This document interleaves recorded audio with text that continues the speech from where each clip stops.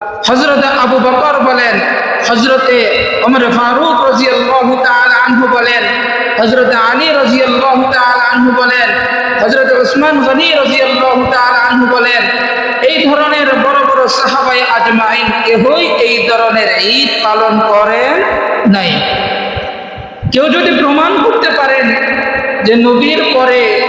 সাহাবারা নবীর জন্মকে পালন করেছেন, ঈদ পালন করেছেন, আনন্দ উল্লাস করেছেন, তাহলে প্রমাণ দেখান। আমি চ্যালেঞ্জ করলাম, কিয়ামত পর্যন্ত কোনো ব্যক্তি সহিহ হাদিস তো দূরের কথা, জাল হাদিস দিয়েও এই বর্ণনা দলিল হিসাবে ব্যক্ত করা সম্ভব না যে নবী পয়গম্বরের পরে কোন সাহাবায়ে আজমাইন খুলাফায়ে রাশিদিন নবী পয়গম্বরের জন্মকে কেন্দ্র করে 12ই রবিউল আউয়াল ঈদ উদযাপন করেছেন, এমন কোন ইতিহাস সাহাবাদের আমলে নাই।